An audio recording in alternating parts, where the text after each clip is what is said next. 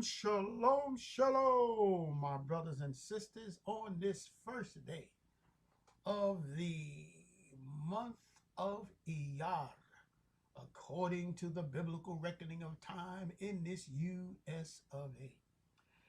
And as usual, brothers and sisters, ladies and gentlemen, we analyze, investigate, and study the current affairs, the state of the current affairs in our nation.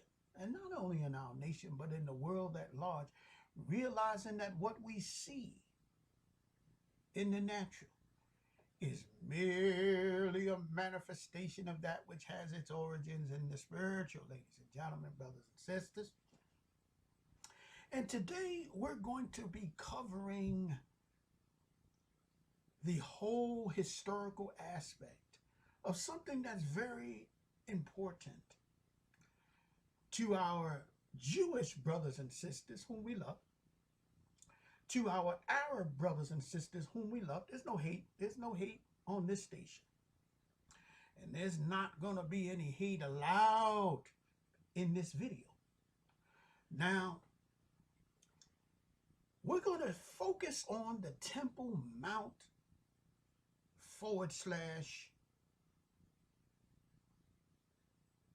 Antonia. Now, wait a minute, before you get, a little, confused. There are those who, from a historical standpoint, believe that the Temple Mount, where the Dome of the Rock is actually Fort Antonia. The same Fort Antonia that housed the 10th Roman Legion, led by Titus in AD 70. Now, you may be saying, brothers and sisters, ladies and gentlemen, what exactly are you going to cover? Well, you may also have noticed that I'm talking and speaking from a canvas, if you haven't noticed that. Well, I'm talking from a canvas simply because, and also, you might be thinking, now, why are you talking out of a canvas? And who's that strange man in your video? Well, ladies and gentlemen, I'm about to paint a picture. A picture that's going to pull the visual, it's going to pull the historical, it's going to pull the verbal, it's going to pull from various scientific disciplines, it's going to pull from history, it's going to pull from what we knew and what we know now, it's going to pull from the past, it's going to pull from the present. I'm just going to take all of these things. It's going to pull from various viewpoints, paradigms, world views, points of view, people on this side of the equation and people on that side of the equation. And we're going to pull all that together. And I said we because you are going to participate in this with your brain. You're going to think about what I'm saying. Things are going to be, bouncing around in the old gray matter.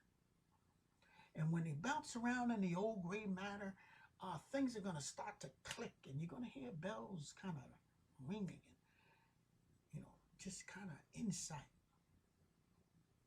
Now, wait a minute, brothers and sisters. There's something that seems to be going across my screen, and I really don't know what it is.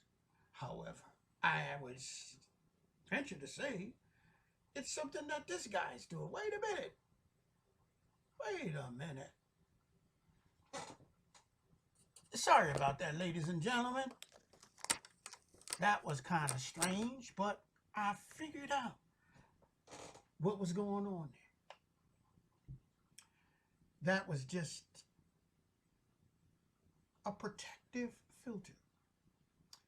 But don't worry about that. So I'm going to pull all these things together, ladies and gentlemen, and I'm about to paint a picture, and we're going to talk about it. We're going to discuss it. We're going to digest it. We're going to chew the cud like cows do, and they bring it back up, and then they chew it some more and digest it. And we're going to break it down into digestible bits. And then we're going to come to a conclusion in the end based on historical, accurate,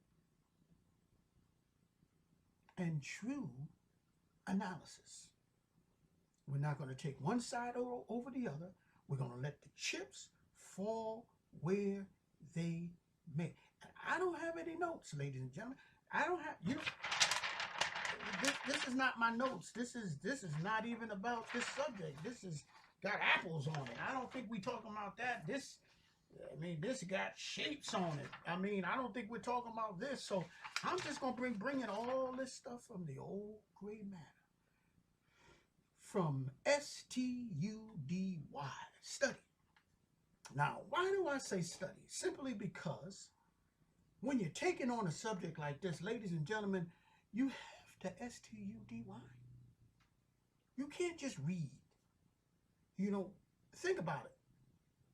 When you're going to take a test, somebody says to you, like a teacher, a professor, I remember, you know, in university, college, my professors, they never told me to read. They always, when the test was coming up, they told me to study.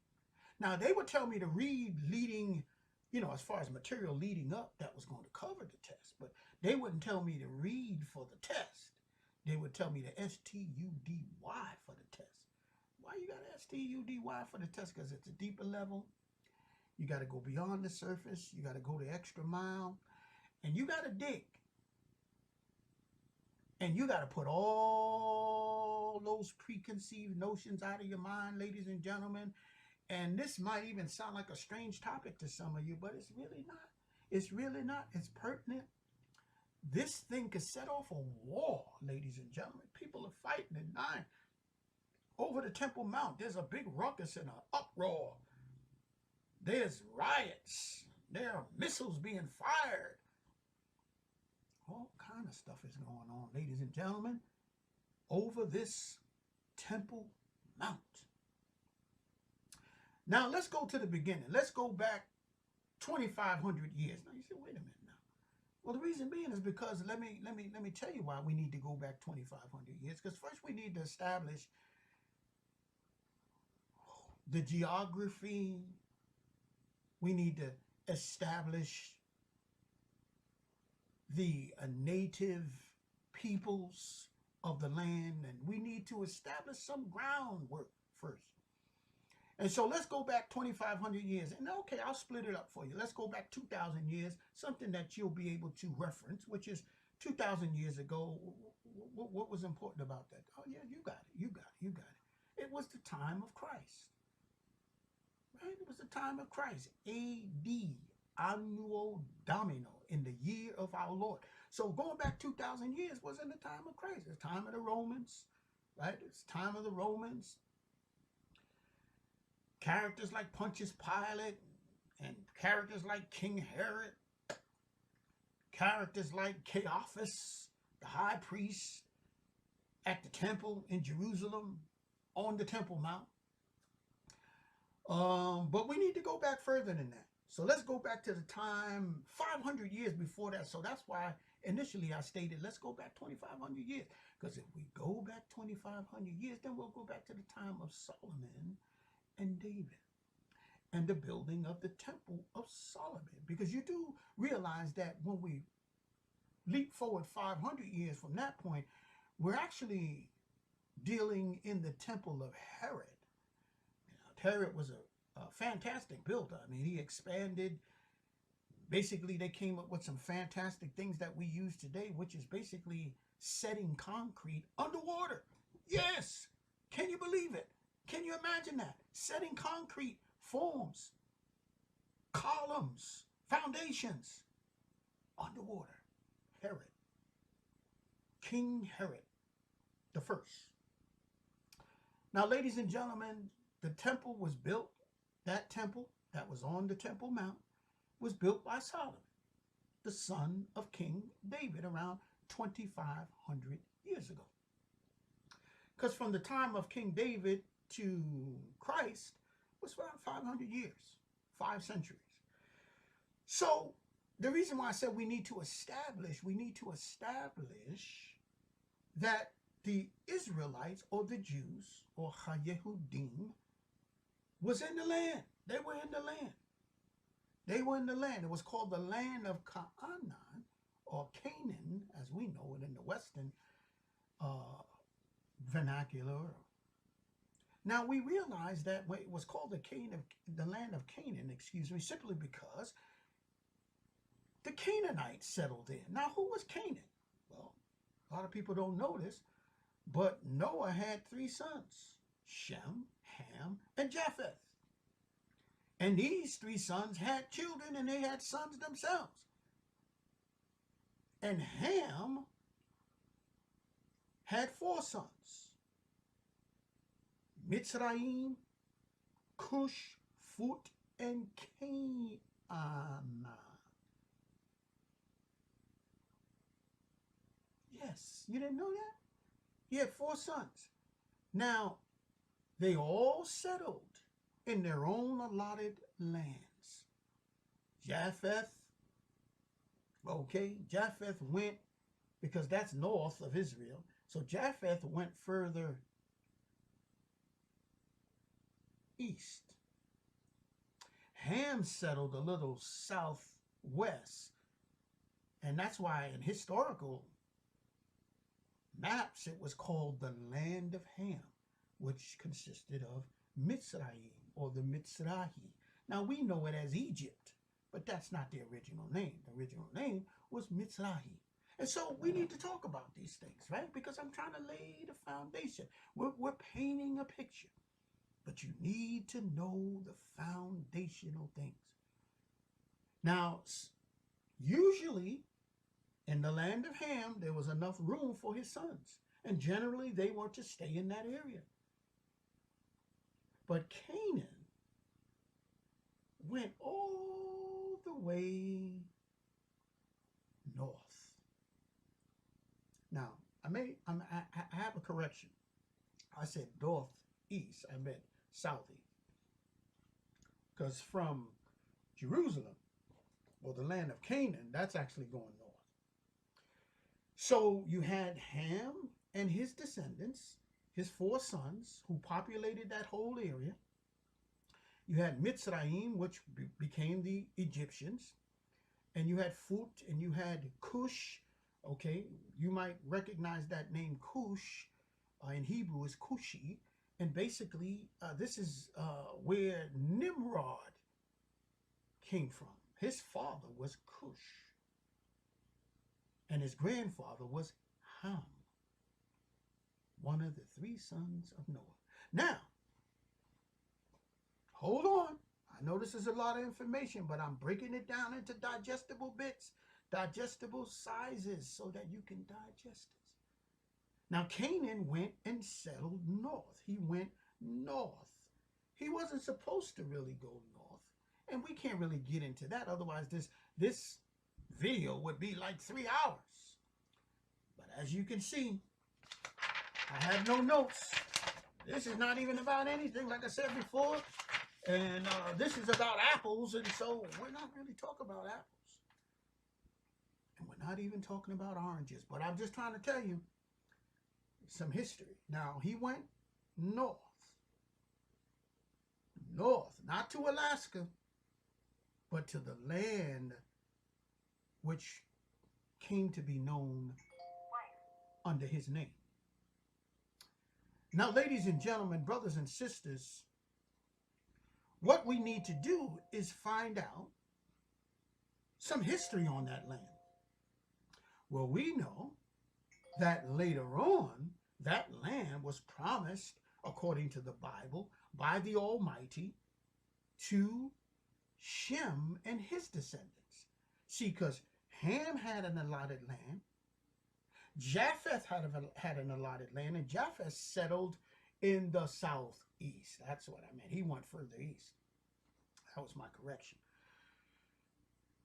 And Canaan was supposed to stay with his father and their descendants in that part of the land. Shem was allotted the land that actually became the land of Canaan. See, Canaan wasn't supposed to be there. That wasn't his land. So you had that land that basically some that we call today, and the descendants actually spread all the way, into Europe, what we call Europe today, and what we see there is that, excuse that little chatter in the background.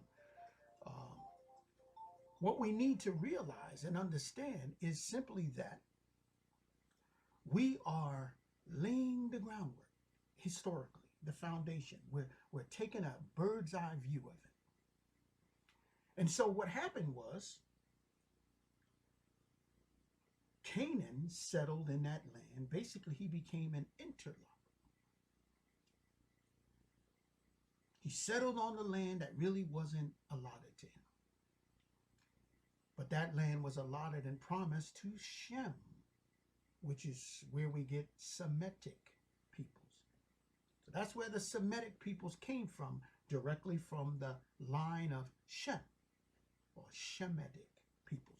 All right, so let's shoot forward a little bit, and the children of Israel, after Moses brought them out of Mitzrayim and out of captivity, they went into the land that was promised to them.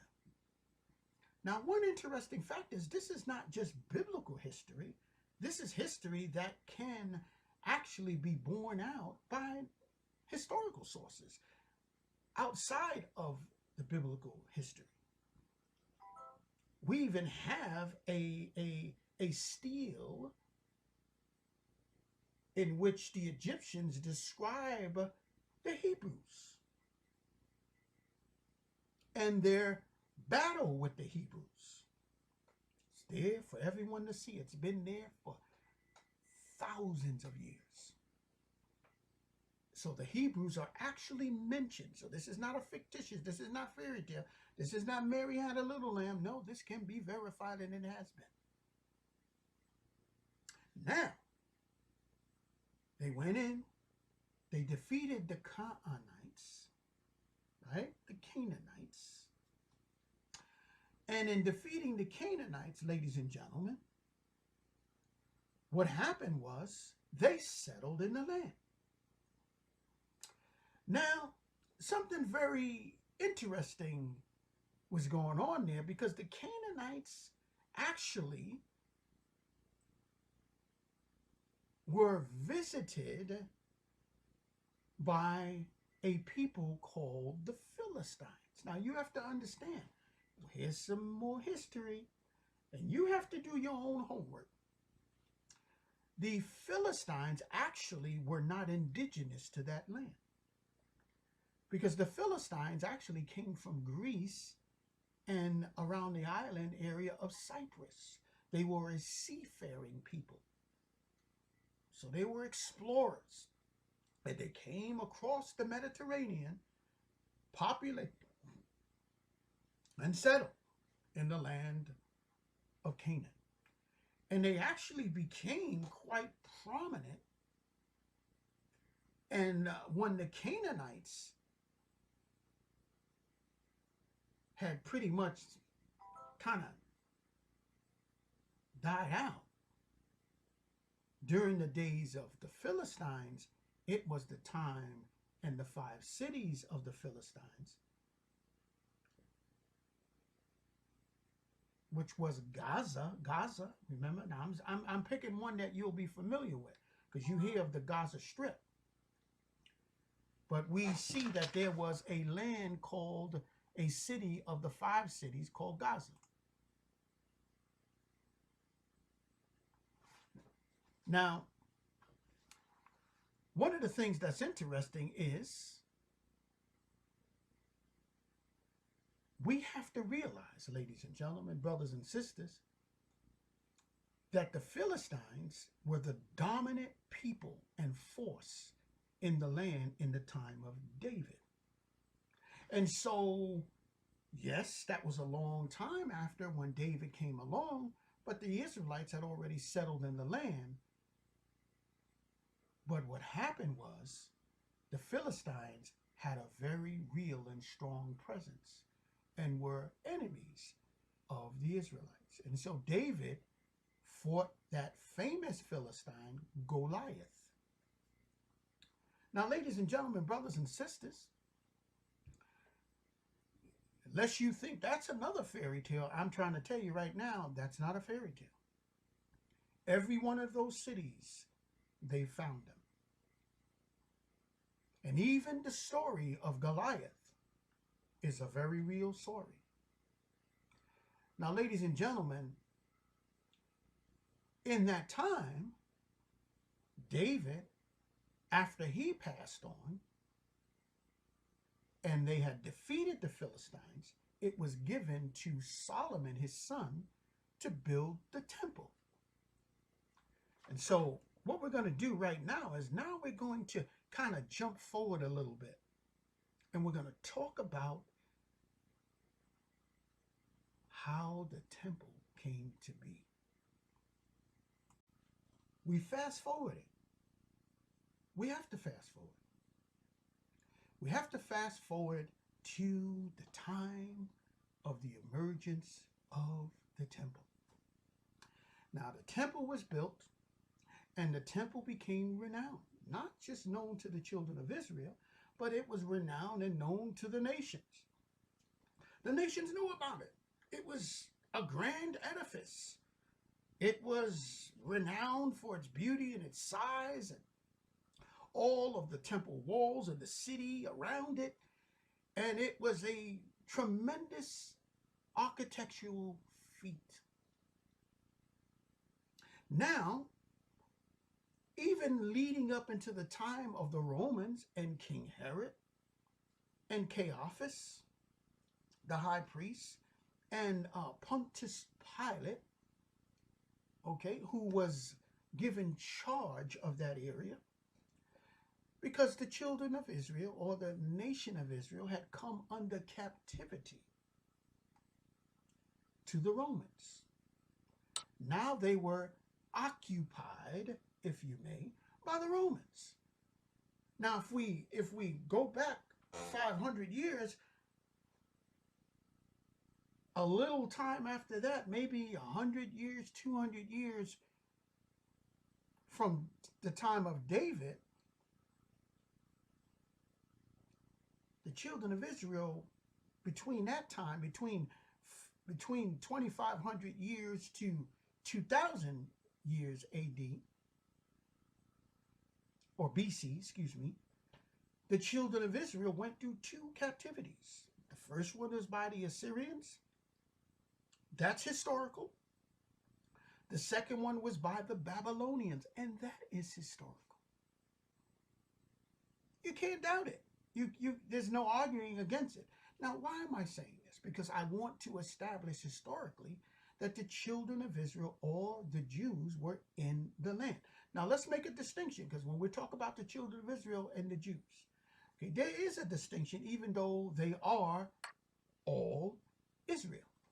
They were all Israelites, but there were 12 tribes. Now, the children of Israel had split into two kingdoms, basically. The northern kingdom, which was made up of 10 tribes, and the southern kingdom, which was made up of 2 tribes. The northern kingdom was called Israel, and the southern kingdom was called Yehuda, or Judah, consisting of the tribe of Yehuda and the tribe of Benjamin. Now, the Assyrians came, and their capital, this will spark something if you're in your mind, because you'll know this name. The capital of Assyria was Nineveh. Remember Nineveh? Remember Jonah? Even Nineveh today was attacked in our times by ISIS. And ISIS destroyed the tomb of Jonah. And they destroyed many of the religious relics. And they slaughtered many of the Christians, because it's got a heavy and a very old Christian population. But it also had a very, very large Israelite population. Of course, they were taken in captivity. They never returned to the land of Israel. Did you know that? Did you know that they never returned to the land of Israel? Did you know that they were dispersed? Now, we know about the modern diaspora or dispersal, but there was several dispersals. There were two major ones, and they never returned to the land of Israel. Now, during the Babylonian captivity, which took place and was targeted and geared toward the southern kingdom of Judah, this is where you get the word Yehudim, which are Jews. That's where that word comes from. Jews in Western English vernacular, it's actually Yehuda, or Jews, plural, Yehudim. So the Yehudim in Israel are different because the Israelites never came back to the land. Now, although they are one people, they're all descendants of Yaakov or Jacob, the son of Isaac, the son of Abraham or Abraham. So now let's jump right into it, okay? So now what we see is when you hear today people calling themselves Jews,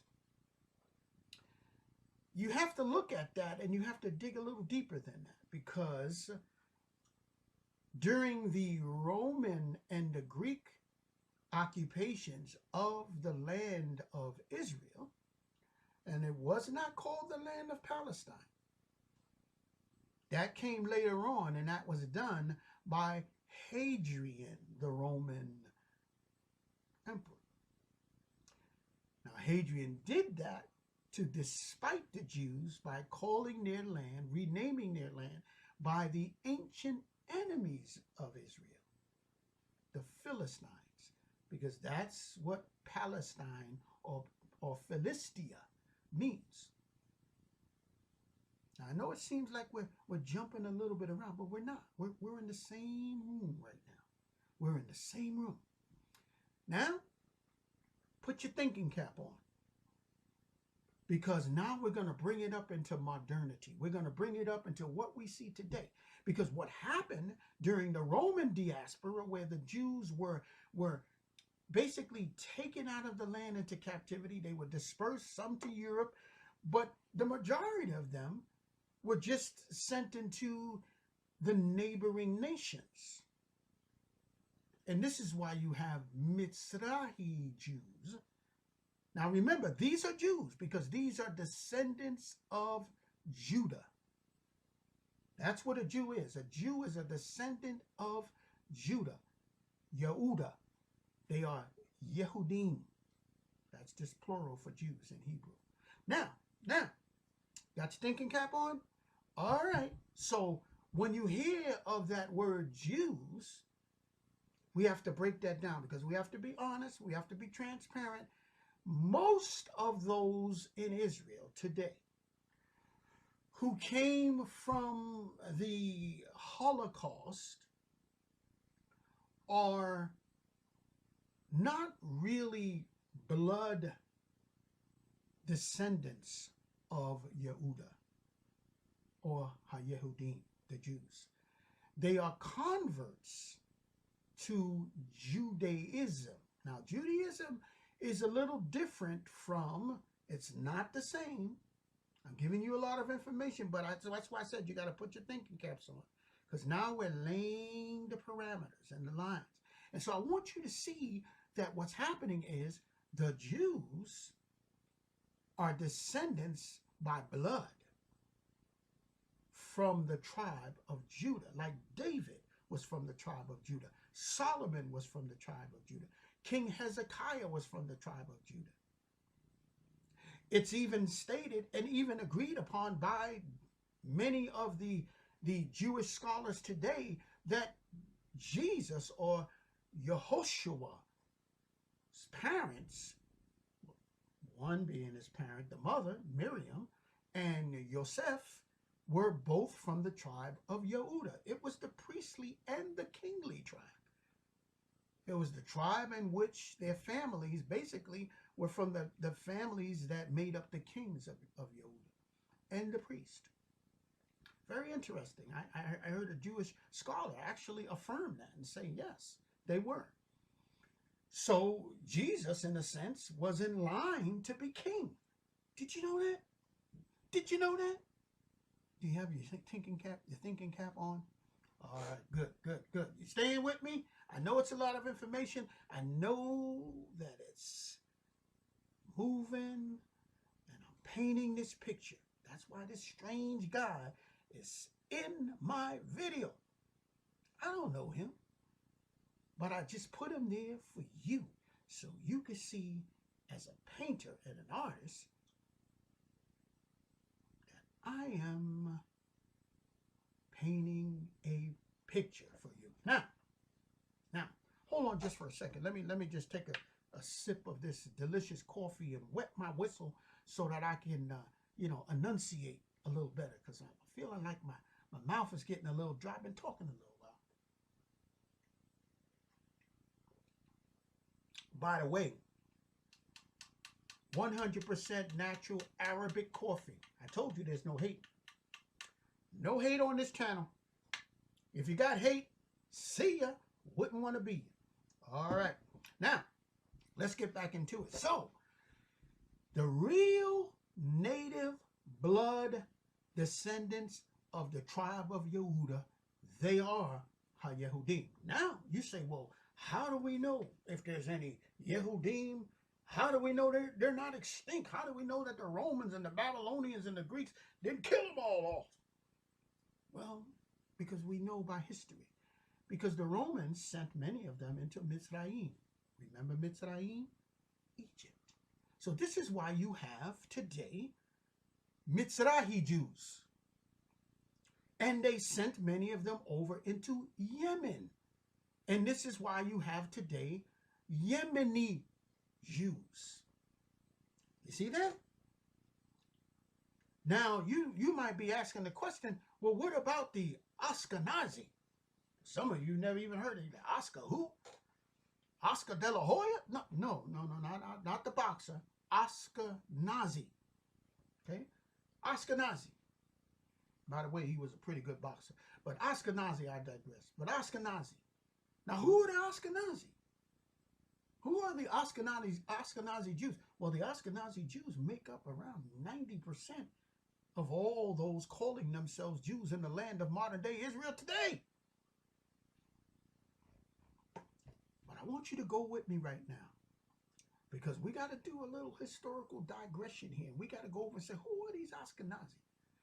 Well, if you look in the Bible, a very interesting name, which is identical, called the Ashkenazi, claims that the Ashkenazi made up and completed the Isles of the Gentiles. Wait a minute. We're not talking about the Gentiles. We're talking about the Jews. We're not talking about the Goyim. We're talking about the Jews. Goyim is just a Hebrew word for Gentile, for the nations other than the nation of Israel. Now, let's talk about it, ladies and gentlemen. Let's discuss it. Who are the Ashkenazi? Well, these are the ones who came from Europa. Now, very historical. Pretty much, I'm telling you, I'm giving you stuff that you're not going to see on the mainstream media, and you may not even see in the history books unless you dig. Because for many of the modern day historical books, no one has hardly even heard of the land where the Ashkenazi Jews, or calling themselves Jews, came from. Now, and the reason why I say that is there's no hate. I'm just making a specific point, because they themselves will admit to you that they are converts. They're not blood. And I think we need to make a distinction here. You might say, well, what's the difference? There is a difference. And I'm going to show you why there's a difference. Simply because they come from Khazaria. Now you say, who in the world? What in the world? Where in the world is Khazaria? Well, I'll tell you where Khazaria was. It was actually in the area of the Black Sea. That whole area was Khazaria. The Khazars. See if you can Wikipedia it. Notice how I put that in there. Wikipedia it. Wikipedia it. See if you can Wikipedia it. Now, if you Wikipedia it, you'll find out that the Khazars from Khazaria was a huge, prominent, dominant nation. Now, how could they be so huge, prominent, and dominant when we've never even heard of them? Well, that's one for you to, that's why I said put your thinking cap on now, because now we're up in the speed. Now we're going to be moving at breakneck speed, so you better hold on. You better fasten your seat buckles, because the Khazarians are basically Ashkenazi. Yes, they are the Ashkenazi, the Khazars. They're not a Semitic people. They really have no connection with the Semitic people, although they have a connection with Japheth, one of the sons of Noah. See, we're tying it all in. I told you we're going to be pulling from history. We're going to be pulling from the past. We're going to be pulling from the present. We're going to put it all together. And that's what we're doing right now. So are you listening? Are you paying attention? Because if you are, you're going to learn something. I guarantee you're going to walk away from this video with a better understanding of why we have such a problem in the Middle East. Why it's a powder keg. It's about to blow up and start a whole world war. Yes, it can. You think it can? You know it can. All you need is two superpowers to somehow get in, that friction, not directly, but indirectly. Israel, Syria. Backed by the Russians, Israel, backed by the U.S. Some little small skirmish all of a sudden blows up. You know it only takes a small spark to start fire. You know that. What's wrong with you? You know it don't take no big old conflagration to start a fire. It takes a little amber floating slowly, just land on some combustible material. Maybe some dry leaves. Maybe some dry, I know I got leaves floating around here, and it's fall in the background, and I know this is made around, this, but there's still some green. You see the green grass? See the green grass? But I'm trying to tell you, this is very, very important. It's pertinent to our present day situation. Now, remember what we said. Current state of affairs in our nation, and not only in our nation, but in the world at large. And so you have to understand, ladies and gentlemen, brothers and sisters, that we've basically had our history book scrubbed of a nation that was so prominent, and they were so warlike, and they were so dominant, and they were so dastardly. They were actually called the serpent people, if you could believe that. I'm telling you right now, that's what they were called. They were called the serpent people. And the Russians and the people from that area and the lands that actually make up the Ukraine and all those nations around there, they terrorized them. They went on excursions and incursions, and they stole their women, and they ransacked their villages, and they did this on a regular basis. They were a terror and a tyrant nation to all the nations round about. But the nations got sick of them, and they realized that if they formed a union, or kind of put their resources and their forces together,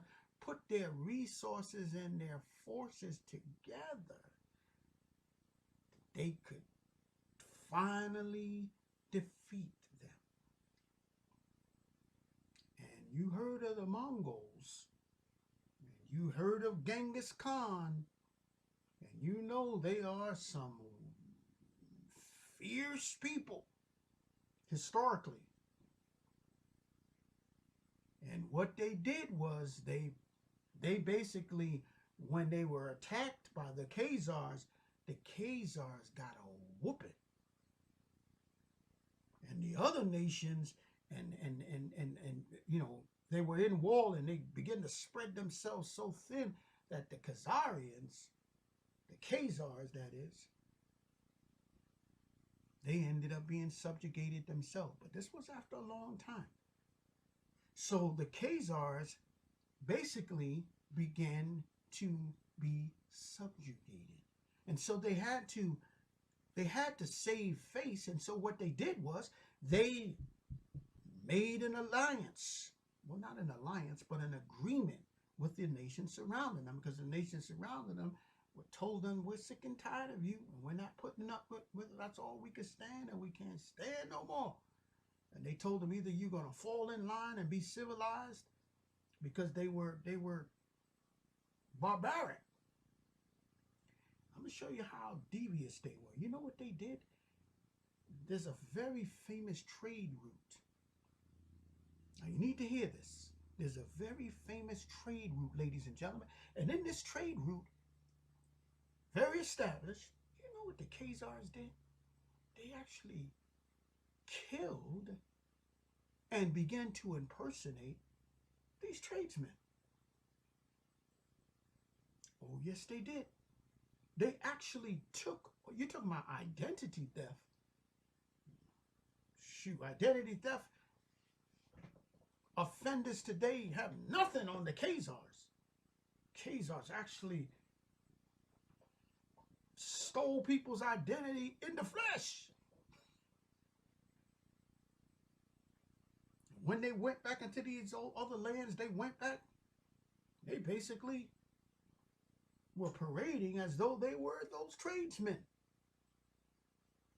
So they basically took over the whole, but that was something that the Khazars were famous for doing. They were very, very cunning, like a serpent. And so anyway, getting back to the story, they were weakened. And so now they had to make an agreement. Now they had to basically acquiesce. You know, they had to acquiesce. They had to get along, go along to get along. Because the nations now around them were stronger than they were. And so the nations came up, and the nations told them, listen, the reason why you're so barbaric and you're so uncivilized is because you don't got religion, son. You need religion. And so they told them, you're going to pick from the three main religions. You're going to pick from Jewish religion, Judaism, or you're going to choose from the Christianity, or you're going to choose from Islam. And so they realized that they didn't want to choose from Islam because they were, you know, they really enjoyed their strong drink, if you get my drift. And, you know, in Islam, you can't have no drinks or no liquor or anything like that. So they was like, forget Islam. And then they didn't want to go along with Christianity.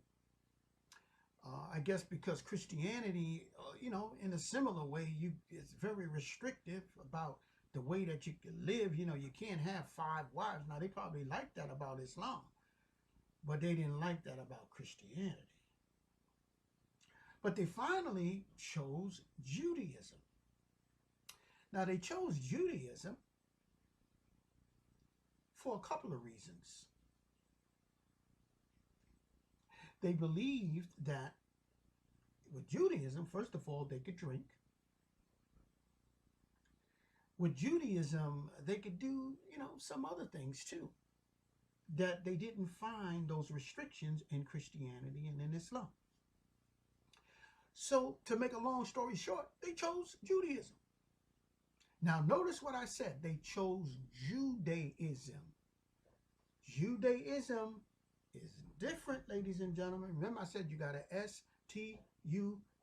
Now, what you've been doing, you've just been accepting what you've been taught, but you haven't done your own research to find out what Judaism really is.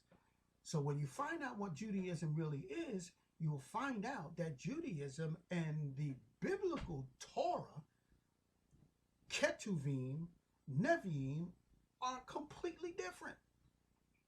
Because Judaism is a mixture, and a lot of people might take offense at this, but I told you, I'm going to tell you like it is. Judaism was born out of Babylonian mysticism. This is why you have the Zohar. This is why you have Kabbalah. All comes from Babylon.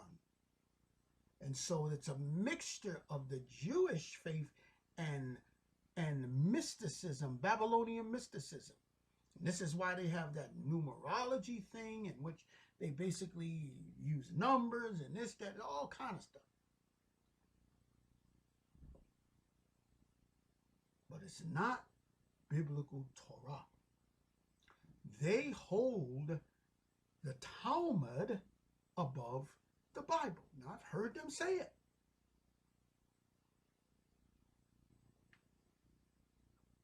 That's called the oral tradition, even though it's written down.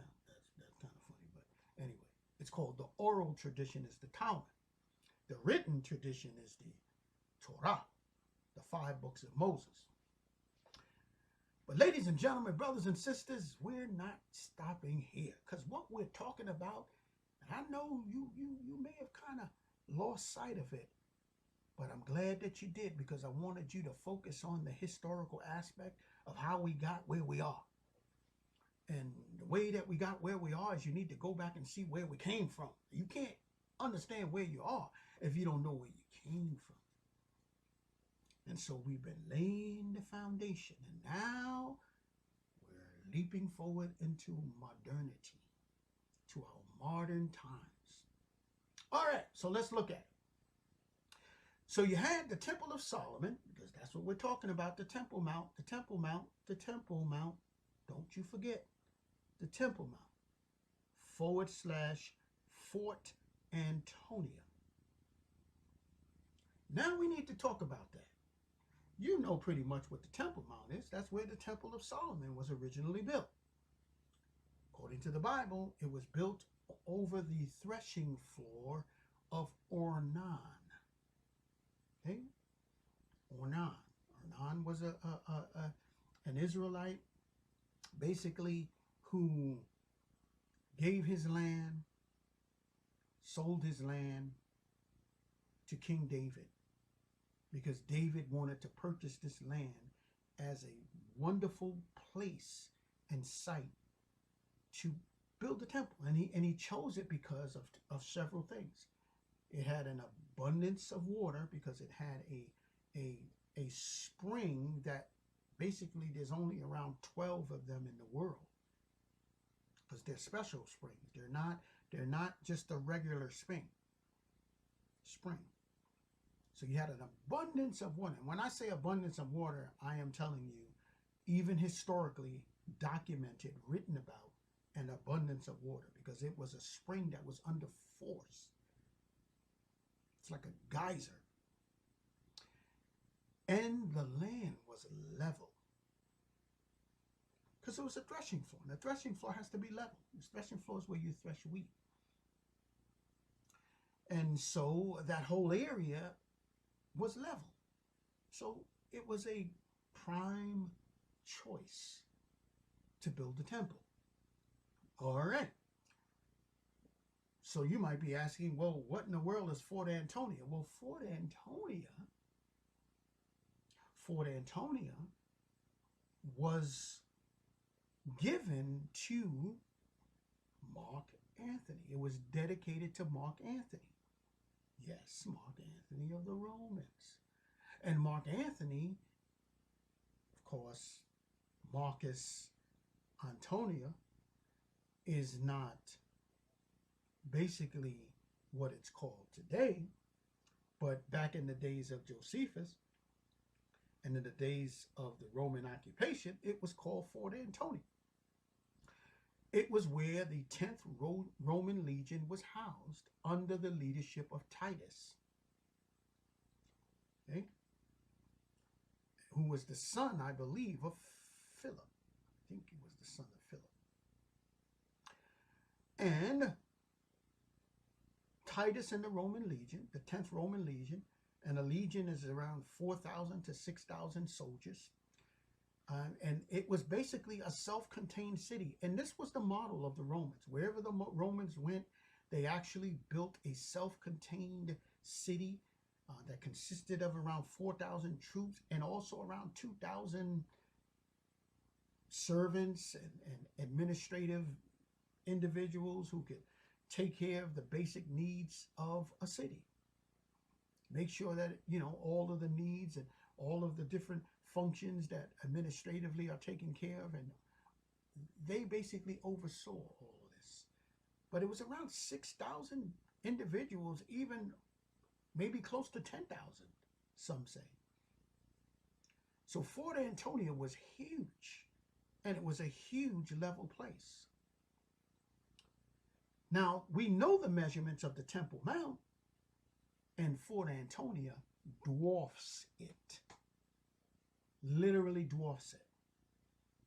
Now, one of the things that we have to recognize is there's this huge struggle over the Temple Mount.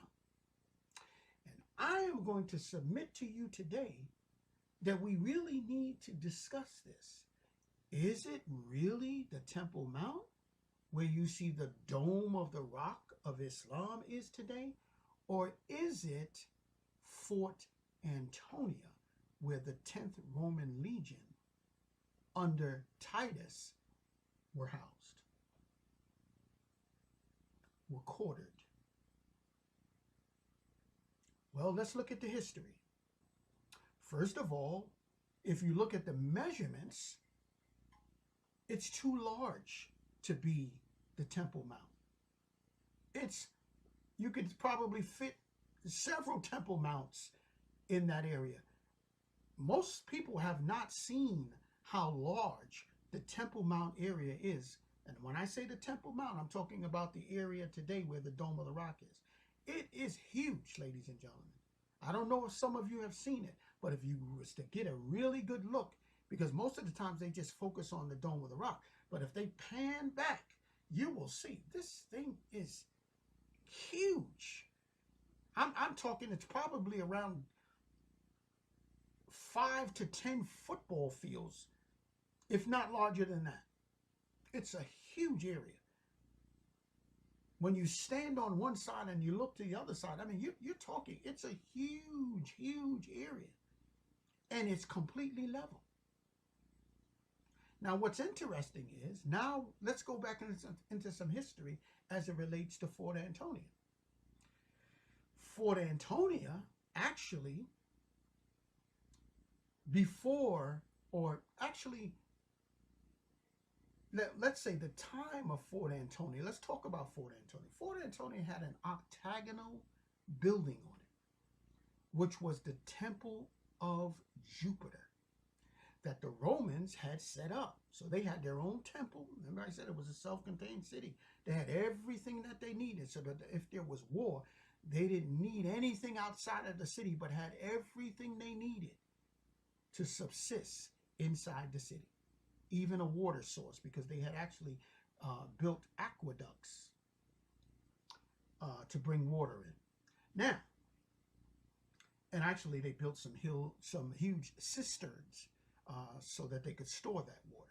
Now, not only did it have an octagonal building, now does that sound familiar? Of course it sounds familiar, because the shape of the Dome of the Rock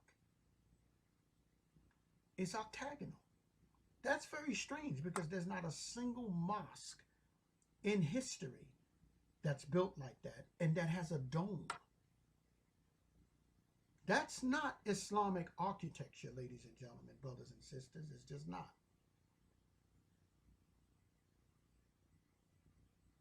So, where did this octagonal shape come from? Well, you have to go back to Suleiman, and you have to go back. Now, Suleiman was the great Islamic conqueror, and you have to go back to the original caliph of Islam, which was right after Muhammad had died, al-Bukhari. Okay, and this is al-Bukhari is one of the hadiths that are written. He's the one basically that took all the manuscripts, you know, because there were quite a bit of manuscripts. I know it's purported to you that, and by the Muslims, that the Quran is one, and it's always been one book, and that's not true historically. This was done 200 to 300 years after the death of Muhammad, so this didn't happen right away. Unlike the Christian history, the books of the New Testament were written within probably 100 years, and some historians say as early as 30 years after the death of Christ, 40 years, because it was 40 years after the death of Christ that the temple was literally leveled by Titus and the Roman legions. And that's when the diaspora took place, and that's when the Jews were kicked out of Israel and Jerusalem. So, getting back to it, let's talk about it. Let's discuss it. Let's digest it. Let's put it into digestible bits. But now we can go a little faster because now we have our plates. And we have our fork and our knife. And we also, in another analogy, which is more pertinent to this video, we have a canvas. And now we have our colors. And now we have our foundational colors now. And so now we can begin to paint. And that's what we've been doing. So, al-Bukhari puts together into one volume, one book, all the different manuscripts, and there were a lot of them, which forms the Quran. Okay? And he builds the Dome of the Rock. Now, why did he choose that shape, that style, that architecture? Well, he didn't choose it. It actually chose him. Because all he did was build on a foundation that was already there. Now, we know something else about that foundation because we can go back, because remember, Islam emerged in the 5th century. 6th century, rather. Rose in the 6th century, because if it's 600, then if it's 500, then it's the 6th century. Remember that from school? If it's 600 something, it's the 7th century. So this is why when we were still in the 1900s in our country, we called it the 20th century, like 20th century Fox. There's a little tidbit there. Man, we're just throwing out knowledge all over the place. So just grab it as you can. So anyway, let me just take a little sip here.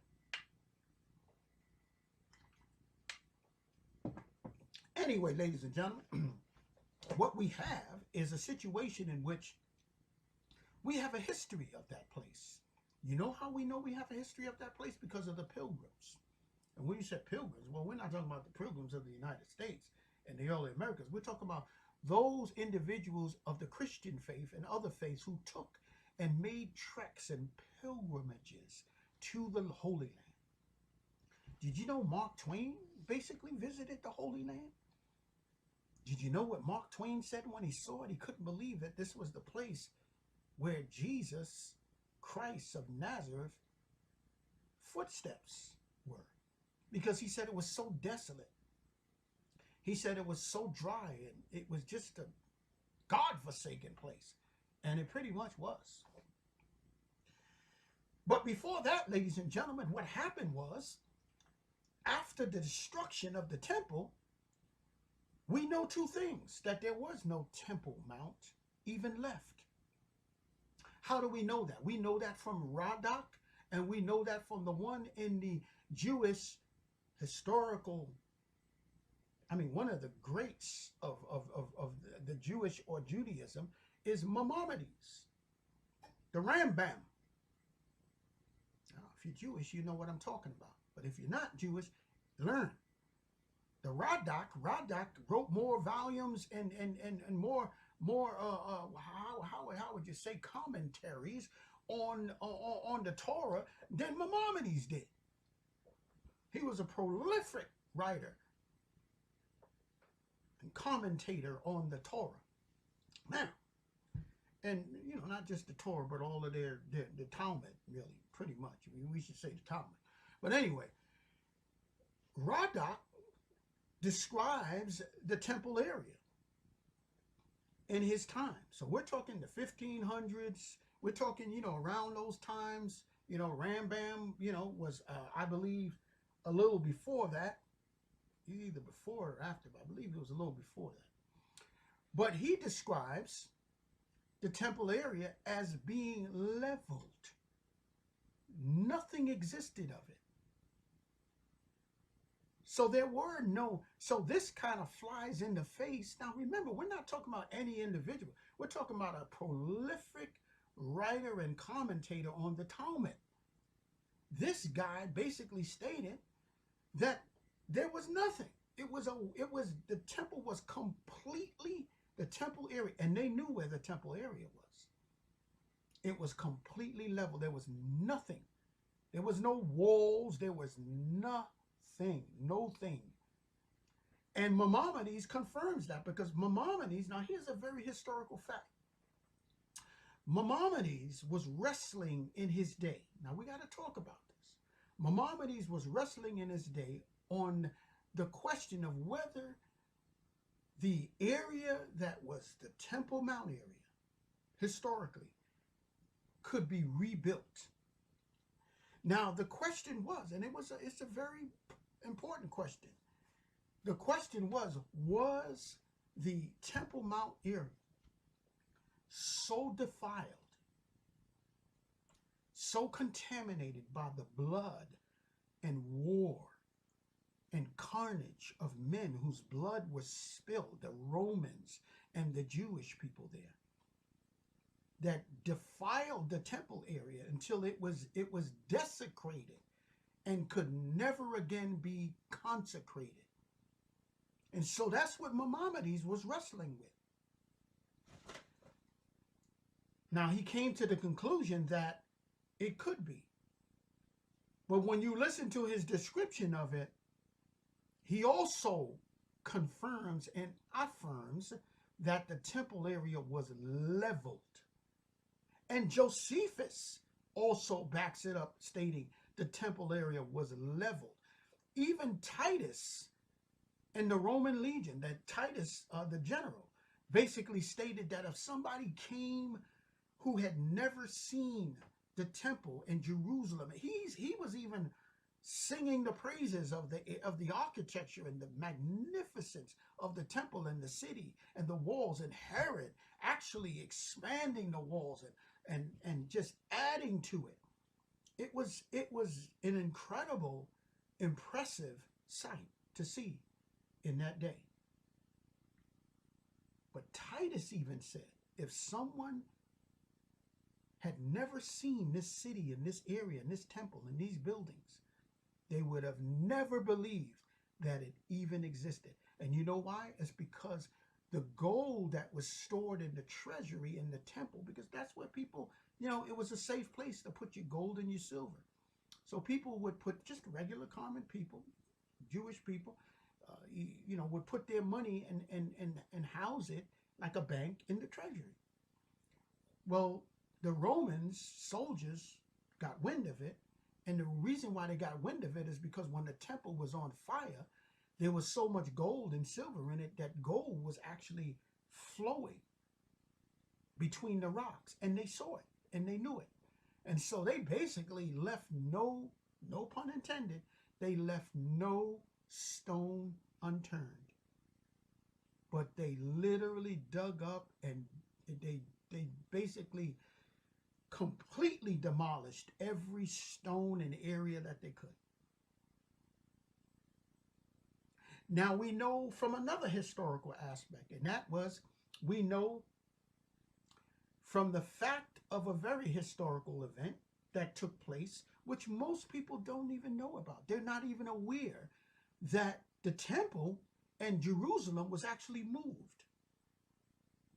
Because that situation was still being bantered back and forth. It was a major, major question.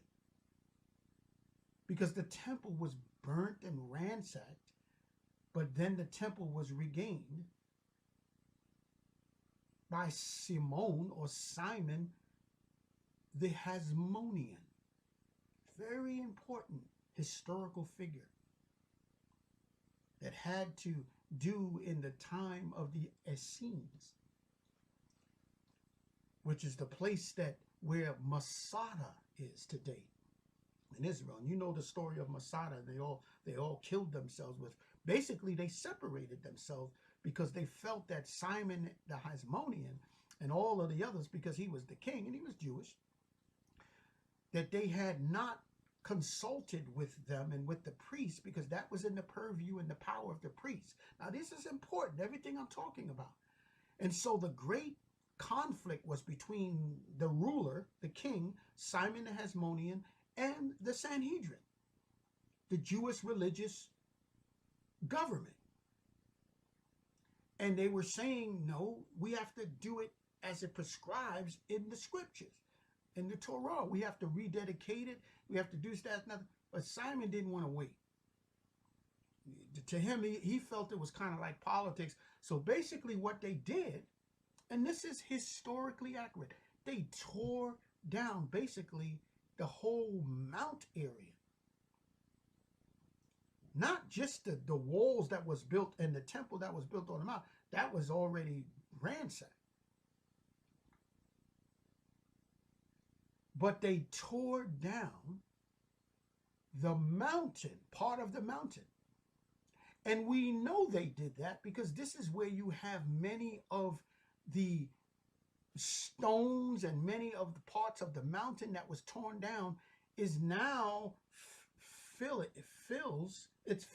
in the Kidron Valley.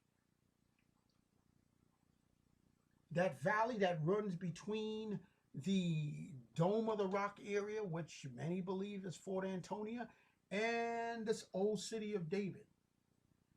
The Kidron Valley.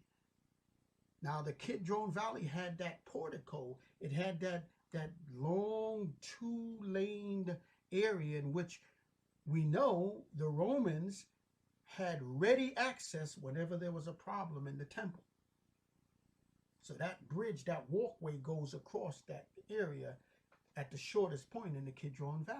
I'm giving you a lot of history. You can go look at it today. But what people don't understand is that Simon the Hasmonean and the Jews at that time, they went on a tremendous rebuilding project. And they tore that area down and they moved it further north. And they rebuilt the temple.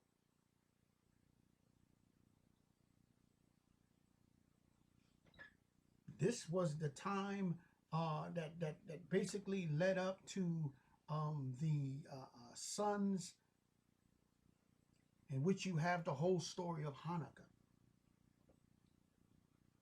because they regained control and they cleansed the temple. But that was afterwards. But this was before that. This was that temple that was rebuilt, that was re-cleansed, from which we get Hanukkah from. Okay.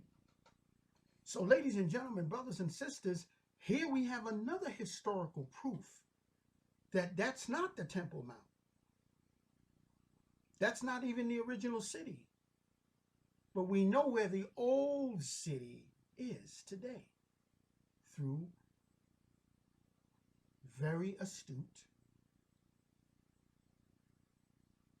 and very detailed archaeology. They found the city of David. They've actually found what they call a bulla, which is just something that the king, it has the king's insignia and symbol on it, and it's a stamp. That basically, if something was stamped with that, it had the validity and power of the throne behind it as far as being authoritative. And they found that, and they found things in that area, and basically what we realize today is that the temple area was moved. And this is why they didn't, and this is why they actually forgot where the temple was. Because the area was completely moved. And then when that area was destroyed, it was twice removed. And then the area laid waste and empty and desolate for centuries. Now, there were little, populations of Bedouins and different things like that. But as far as a city and as far as occupied and occupation and being a vibrant, it lay, as a matter of fact, during the time of al-Bukhari and during the time of that first caliph, that same area was being, because it was flat, see, that same area was being used as farmland where the temple used to be. It was actually being used for farmland. So, here's another tidbit that proves that the weight of the evidence is that the Temple Mount, as known today, is not the Temple Mount, but Fort Antonia. Remember we talked about the pilgrimages. Well, Saint Catherine, which was the mother of none other than Constantine, they began to pretty much make into a special reserved area all the religious sites where Jesus was born, the tomb, all of these areas, all of these areas. She even, made Mount Sinai, which was kind of ridiculous because Mount Sinai is in Arabia, always has been. The scriptures attest to it, both Old Testament and New Testament. Even Paul says Mount Sinai, which pertains to Arabia. It's in Arabia. Now, she basically kind of designated the Church of the Holy Wisdom. Now, you got to remember that name. It was called the Church of Sophia. Sophia being wisdom, but it was the Holy Wisdom. Now, why was this place venerated? Because Christian pilgrims for years went to that place. Now, where was this place at? Where was this church at? Guess where it was at? Right on the very same area where the Temple Mount is, where the Dome of the Rock is, and the 8-sided edifice. Because it had 8 sides. And it was the place that was called the place of the pavement stone. Now, you may have heard of that. Because the pavement stone, it was the judgment place. It was the place that Jesus stood on, and every individual who was charged with a crime would stand on that pavement stone, that rock. This is why it's called the Dome of the Rock. There was no rock in the temple area.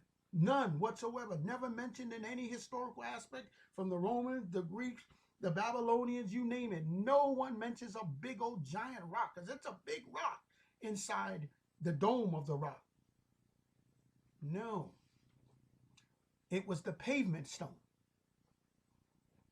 And what they believed was that when Jesus stood before Pontius Pilate and he was being judged, he stood on Fort Antonia on that pavement stone. We know that's the pavement stone because the pilgrims were coming there for years, and they actually built a church over it called the Church of the Holy Wisdom. And they believed, when you look at the stone, they had seen what looked like footprints. And it was footprints because so many individuals who were charged with crimes stood there over the years. Thousands and thousands, and it began to wear in the rock, in the stone. And so they believed that this was actually the footprints of Jesus, Christ of Nazareth. And so they venerated it. and they made it a holy site. And a church was built around it. Very well known in history. Pilgrims from all over the world would come. And they, in their coming, would come and see the sights and sounds of the city. And they would describe the area. And they would talk about, one pilgrim made a complete circuit around all the walls of Jerusalem. Not the walls of the temple, the walls of the city. Because the walls of the city were still standing. It was the walls of the temple that was broken and utterly destroyed. And they even described the area and talked about the area where the temple used to be. Completely leveled. Nothing. No walls or anything. Completely destroyed. So we know that that's the same area because it was over after Suleiman and all of these guys. Well, Suleiman took it back from the Christians, but even before that, when al-Bukhari came and they built the Dome of the Rock over the same place where the Church of the Holy Wisdom was built. Now that's a fact. And that Church of the Holy Wisdom was built on and over the pavement stone. The very place where the Dome of the Rock, because that's what he did. He knocked down all of the, he needed to build an edifice to Islam. And he needed it to be higher. He wanted it to be higher than all the church steeples and all that stuff. So that's why he chose that area. And when he built the Dome of the Rock over the Church of the Holy Wisdom, it was the highest edifice in Jerusalem.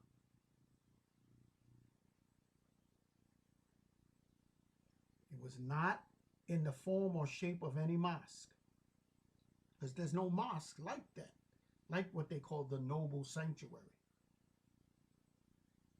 So ladies and gentlemen, brothers and sisters, what I want you to understand is that history, now this is just to whet your appetite so you will understand that what we call today the Temple Mount, where the Dome of the Rock is, the third holiest site to the Muslims is not the Temple Mount where the Temple of Solomon and Herod and the Temple of Zerubbabel going before, after Solomon and before Herod was built. So you understand? You still got your thinking cap on? You didn't fall asleep, did you? I don't think I'm that boring. But you should listen to learn and so that you can teach others. And you can't go and leave this, don't you dare go and leave this video and think that you're some kind of expert on it. No, you have to STUDY until you yourself are convinced. Now, what you're convinced of what? That the information you just heard is correct. You have to be convinced, not by opinion and not by what you feel or think, but by the evidence, the historical evidence, the archaeological evidence. Because many of the scholars of today were absolutely, many of them, given the resources that they possessed, were absolutely intellectually lazy in their trek and journey concerning the Temple Mount and the history of Israel and the history of the conflict between our brothers the Jews and our brothers the Arabs. So I've told you a lot of stuff in this video, but it's up to you now to do your own research. And it's not, a lot of people have put it together for you. I'm just wetting your whistle a little bit. But you need to understand, what is the thesis of this video? The Temple Mount, where the Dome of the Rock is Fort Antonia. Always has been Fort Antonia. And there's historical, hard, undeniable evidence. Here's the last one. The Temple of Solomon was built over the springs, the Gihon. Do you see the Gihon? Now we know that historically and biblically. It was built over the Gihon Springs. Remember that gusher that I told you about, that geyser? That's what that means. The Gihon. Gihon means to gush, to geyse. Like the geysers, even stronger than that geyser in Yellowstone. It was built over the Gihon Springs, and that is nowhere near Fort Antonia, which is called the Temple Mount. The Dome of the Rock is not the Temple Mount. It is Fort Antonia. Always was and always will be. And so this whole idea of fighting over something that doesn't even belong to and is not even really the Temple Mount is a waste of time. So I have to cut this video off right now, brothers and sisters. Ladies and gentlemen, till next time on this channel, the latest. Get it done right now. Shalom.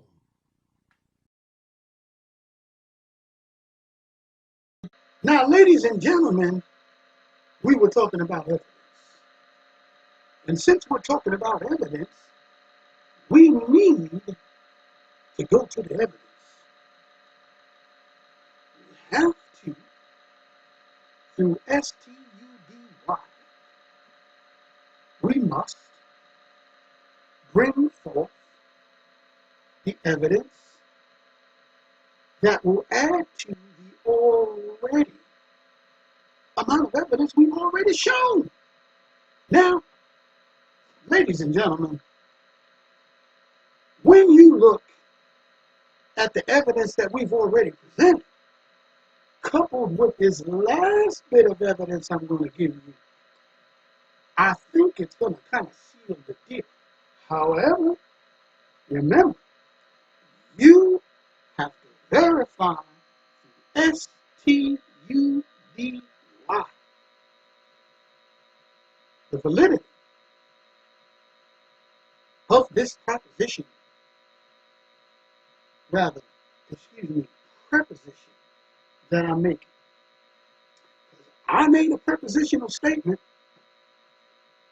and I believe that I have shown sufficient evidence verbally to prove it, to wet your whistle, to stimulate the old gray matter in between your ears.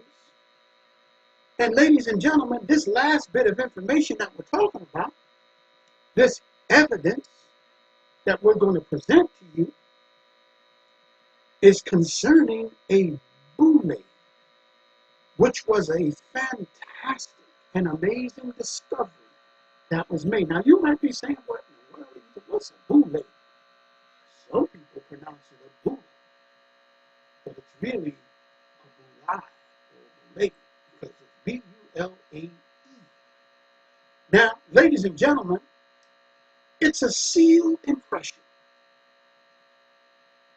So in other words, it's a signet in the sense in which kings would give this ring to their officials.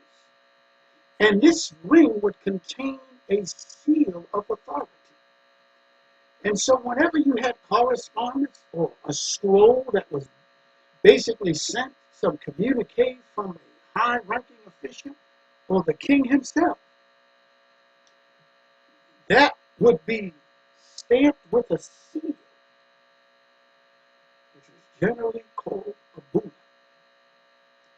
This was the seal of the authority of the king. Now, where did this fantastic and amazing discovery, well, let's get a little background on it. This happened in what is now known to be, having been recently discovered, to be the city of David. Yes, ladies and gentlemen, archaeologists have discovered the city of David with pretty much irrefutable evidence. Now, not only did they find in the city of David many archaeological evidentiary facts and evidentiary individuals. Ready? Are you ready?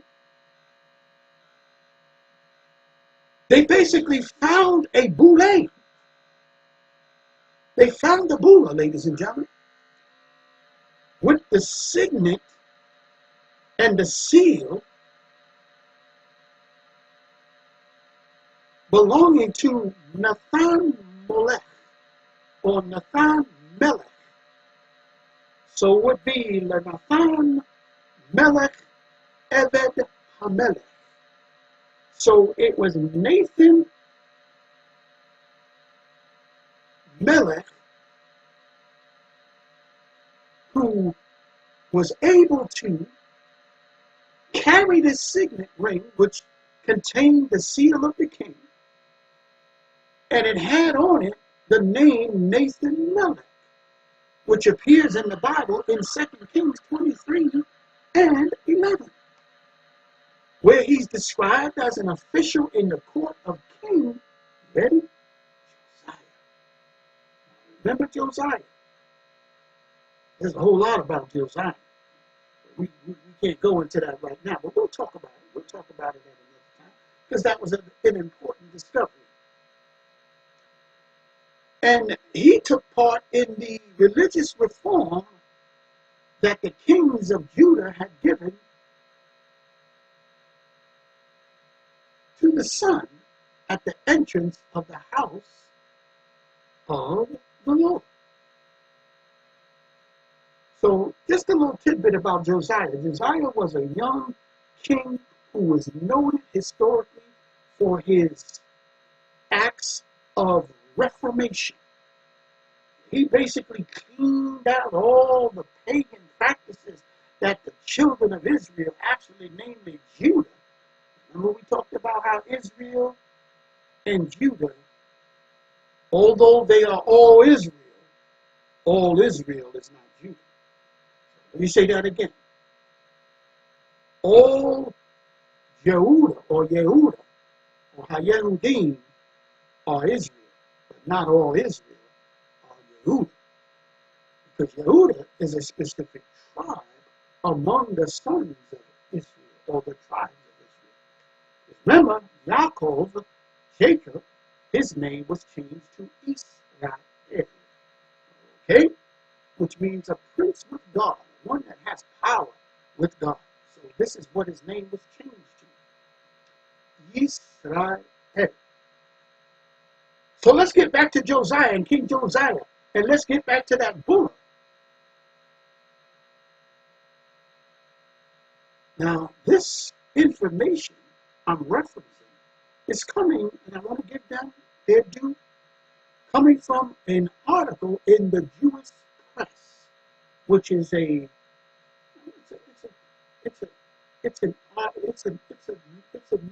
outlet. And the Jewish press is reporting on this seal and pressure, this Buddha, dated to the first temple period. That's amazing. Just think about that. Now, we went back 2,500 years. Now we're going back even further to the 6th century BC, ladies and gentlemen. Yes, indeed, the 6th century BC. Now, ladies and gentlemen, brothers and sisters,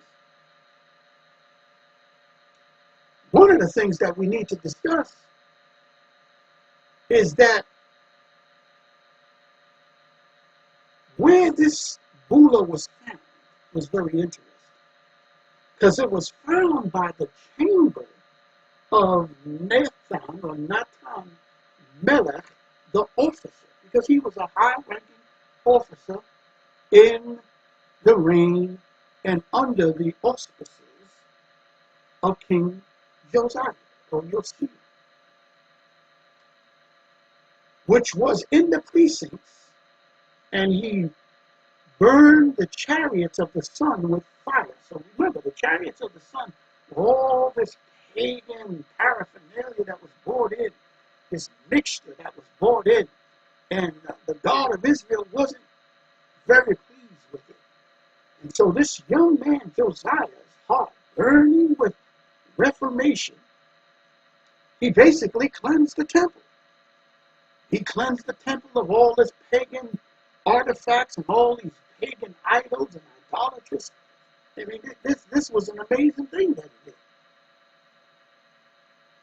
Now, Nathan's title was basically Eved Hamelech, which meant, remember we read that, we meant the name which was Nathan Melech Eved Hamelech. Melech is king. Just like you have in the Bible, you have Melechi, which is the book of Malachi, we call it. Right? That's, you can hear that same root name, king. Right? So, his name was Nathan Melech, but his title was Eved Hamelech, which meant servant of the king. And who that king was, we know. Namely, Josiah. Now this is an amazing thing, ladies and gentlemen. And you know why this is so amazing? Because, now you might be saying, okay, that sounds wonderful. That sounds fantastic. That sounds like an amazing discovery of antiquity that brings the 6th century BC to life.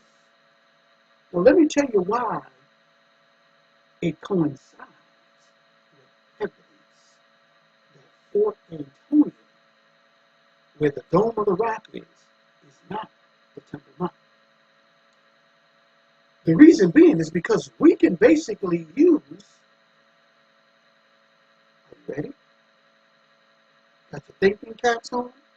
Got your listening ears on? Are you ready? We can basically use triangulation. Because we know that the king's chambers, basically where the city of David is, where the city of David's palace was, we can basically take that and triangulate where the temple should have been. Because the temple was not very far from the king's palace. That's right, ladies and gentlemen. It was not very far from the king's palace. Now remember, the first king of Israel was King Saul, and the second king of Israel was King David. Now I know I said the 6th century BC.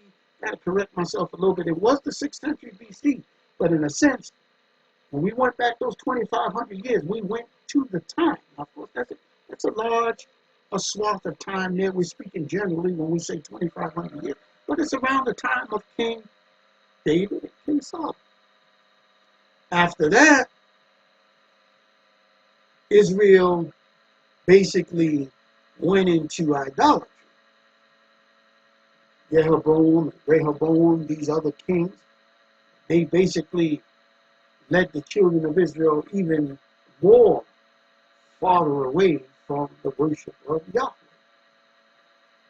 So you might be asking, how and what does this have to do? Well, we know, based on the layout, even according to the scriptures, that this, ladies and gentlemen, brothers and sisters, gives us a really good idea of where the temple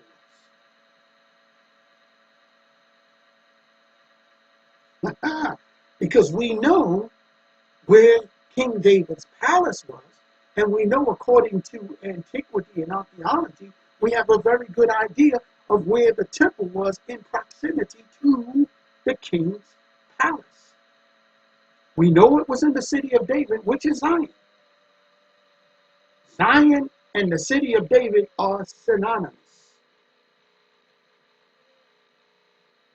They're basically the same. And so when we look into the scriptures and we can see where the king's palace was, we can also, through the scriptures and through historical documents, we know where the temple is.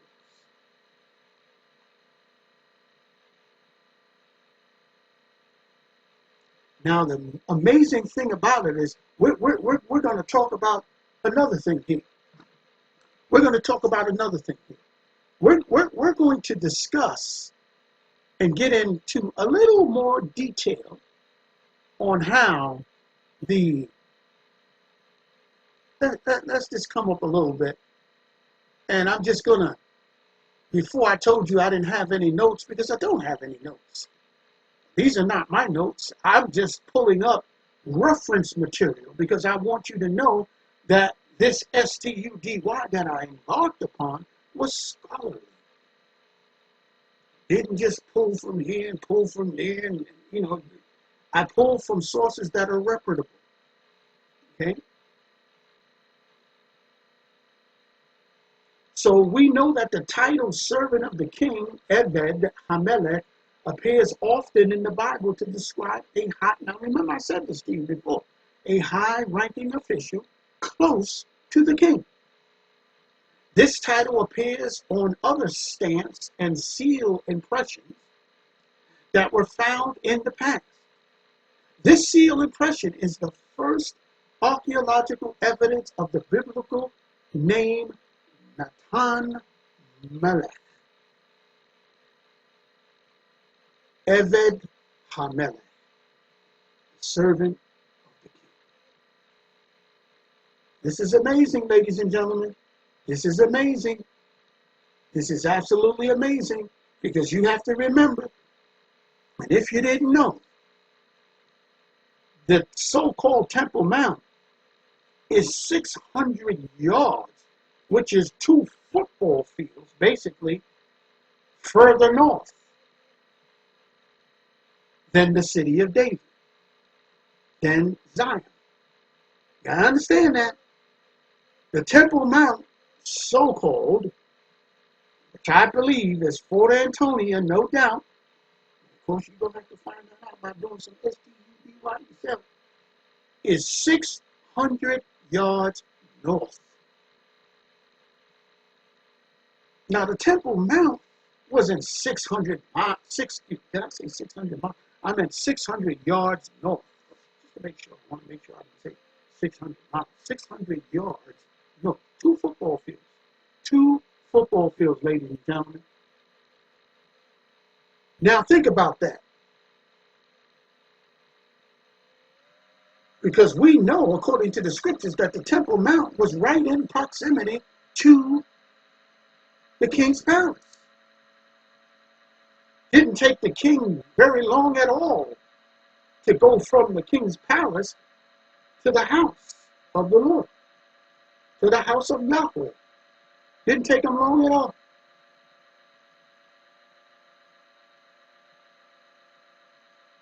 So, ladies and gentlemen, what's amazing and what we see in the discovery of this boule is it gives us a very good proximity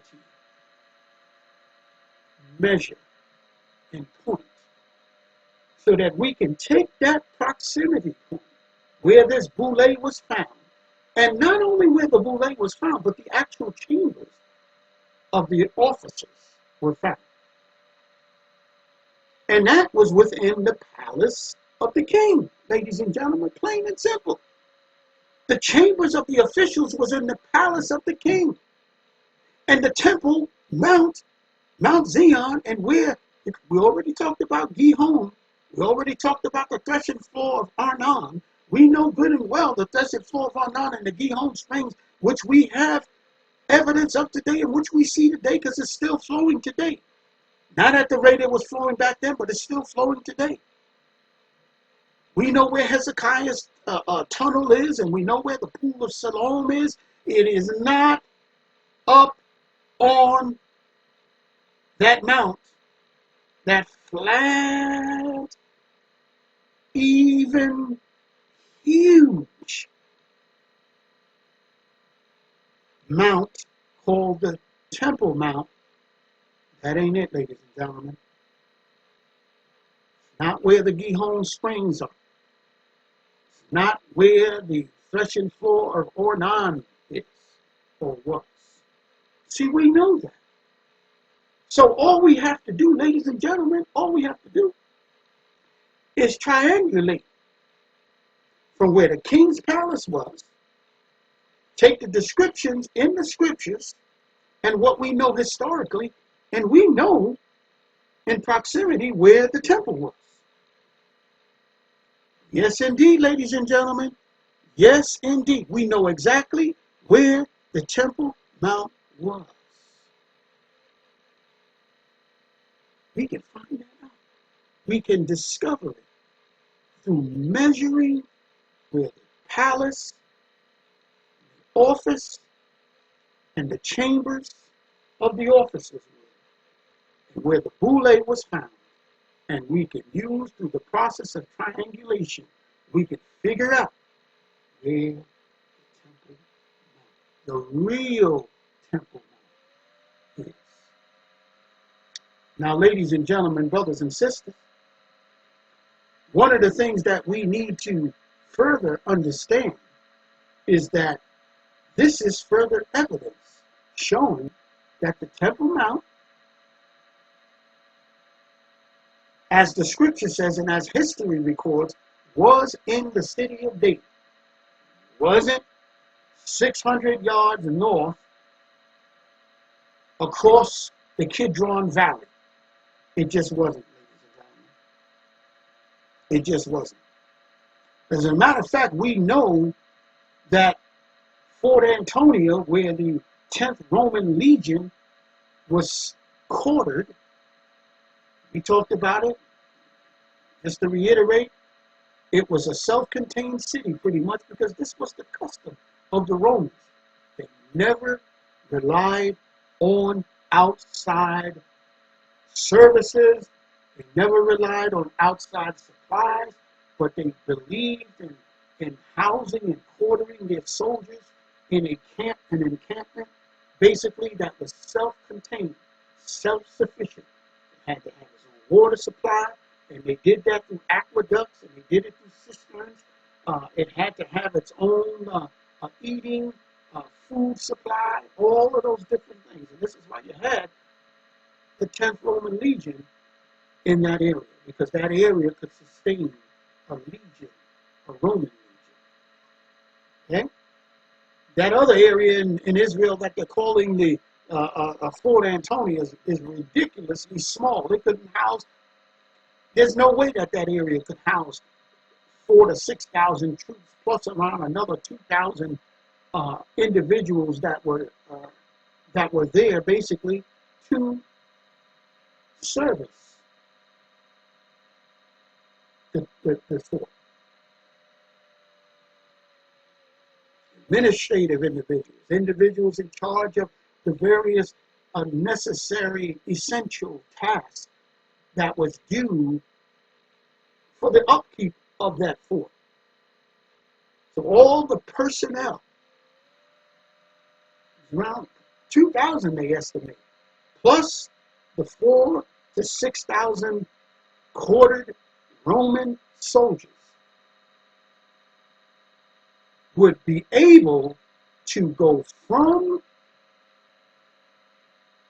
that side of the Kidron Valley, and they would be able to walk across the colonnade, because the colonnade was basically a two-laned bridge that was huge, and it was wide, so that you could actually go, when you went one way, you generally didn't come back the same way. You would go in the opposite direction on the opposite lane. So it was like a two-lane colonnade. And it was a bridge, basically, that from the gate, basically, that they call Wilson's Arch, that connected the Fort Antonia, so that the soldiers, in case of an uprising and some kind of riots or some kind of disruption, the Roman soldiers would be able to respond very quickly. And we see instances of it. We see it in the book of Acts, when there was a huge riot and uproar in the city, and when they wanted to pretty much, they really wanted to destroy Paul. And we see that it says that the Roman soldiers came down. They came down. So in other words, they came down, they didn't go up. Now the Temple Mount is up. So if they're coming down, they're not coming from the, basically from the orientation that they should have been coming from. But they were going up to Fort Antonia, which was north. And they were coming down on those steps, because that's the steps that Paul stood on to give his defense, because they allowed him to do so. And so what we see is that through this boule, through this sealed impression, this ring that was a seal, that they would basically seal a scroll with, or seal a communication, a command, an edict, or whatever, was found in the officers' chamber, the officials' chamber, in the palace. So we know, according to Scripture and according to history, we know that there's a little bug flying around. Might look like I'm swatting these leaves that are falling, but I'm not really doing that. I got to be careful. I don't want to hit the gentleman. It might look like I'm hitting the gentleman there. He's only a prop, so don't worry about it. He's okay with it. I'm not trying to hit him or anything, like I said. Now, remember what I said earlier. There's no hate on this channel. There is no hate. There's no hate of the so-called Palestinians, and there's no hate of the Jews.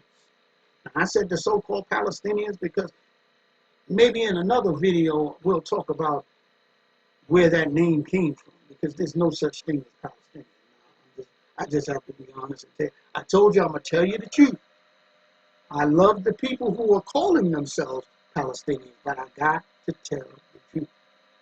There ain't no Palestinians, and you have many individuals who are Arabs who are basically, I'll show you the information maybe in another video, where they're saying the exact thing. They're on the record basically saying, well, we know from history, Hadrian, remember the Roman emperor Hadrian, the emperor who basically followed Trajan? He's the one that named the land after the failed uprising of Bar Kokhba, who they were saying was the Messiah, but didn't turn out so well for him and all of his adherents. But he put down that uprising, the Bar Kokhba revolt. He put it down. Remember I told you, you got the STUDY, because I'm giving you facts, fast and furious, and you got to use the whole radar in between your head. And you got to see if what I'm telling you, ladies and gentlemen, is true. You got to verify. The information that I have is via STUDY. What? And I'm gonna keep on saying it. I don't care if you get tired of me saying it. I'm gonna keep on saying it. STUDY, my study. That's study. So Hadrian named it Palestine, or Philistia, which is the same as, that's just the Greek or Latin form of Philistine. Okay? That's what it is. So he renamed the land that, and he renamed it because he basically wanted to, it was like a slap in the face to the Jews. He knew those were the ancient arch enemies of the Jews, the Philistines. Everybody know that. And then Abdul Nasser, the king of Egypt, remember Abdul Nasser in the 50s and all that? He told them to call themselves Palestinians. Because originally they are from Jordan and Egypt, or Mitzrayim. And basically they're Arabs. They're Arabs. Okay? Arab means mingled people. Means mingled. So it's a mixed people. That's what Arab means.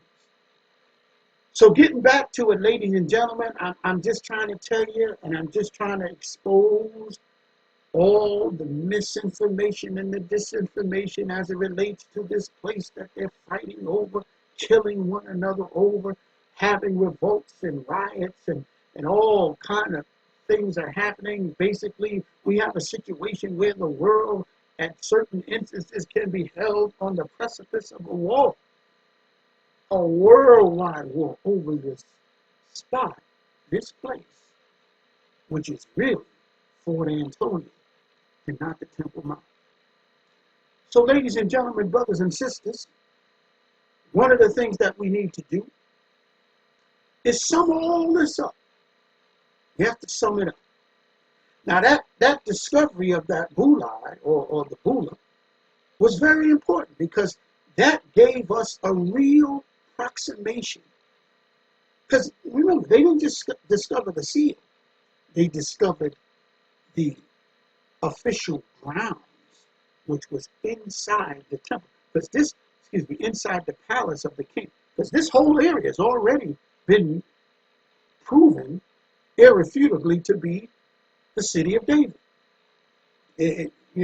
Several years ago, they found the city of David. They've been excavating it. They found a tremendous amount of information that validated that this is indeed the spot. This is indeed the old temple. The old palace of the king. And they also, of course, found all the adjoining areas that was part of the palace where his officials were. Because the king's palace, in a sense, had to be a self-contained city also. Because if there was ever war, the king would be able to survive without having to go outside. If there was basically a mountain set up against the palace of the king.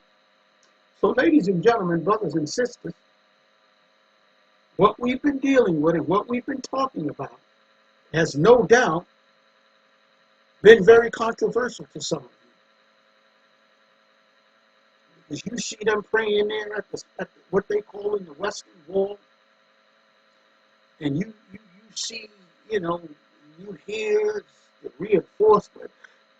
This is the Temple Mount, but I'm telling you, ladies and gentlemen, it's never been the Temple Mount. Historically, it wasn't the Temple Mount. And that very building where the Dome of the Rock has been built on is not a new building. That 8-sided octagonal structure basically has history that is way, way prior to the Dome of the Rock, way prior to Saladin or Bukhari or Ali or any of those guys that came about, the caliphs of Muhammad. In other words, the rulers, the ones who carried on, representatives of Muhammad, who came and succeeded basically after Muhammad died, I believe in 532. So, ladies and gentlemen, brothers and sisters, maybe 570. He was born in 532. So, in essence, what we're saying is that you yourself will be able to discover, and I believe irrefutably, that place that they're fighting over, where the Church of the Holy Wisdom was. Remember we talked about that. That rock, the Dome of the Rock. That's why it's called Dome of the Rock.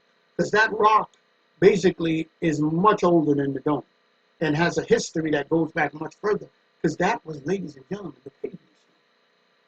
That's where the accused, remember we talked about it, the accused would stand and be accused and be judged, uh,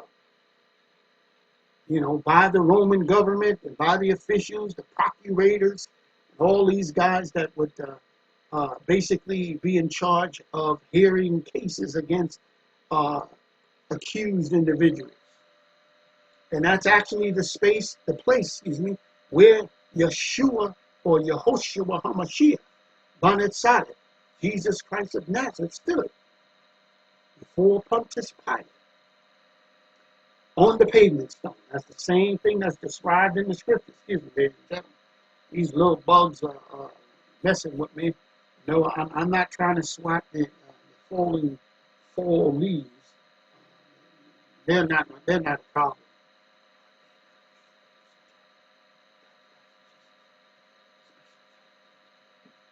Of course, I mean, some people may not. Anyway,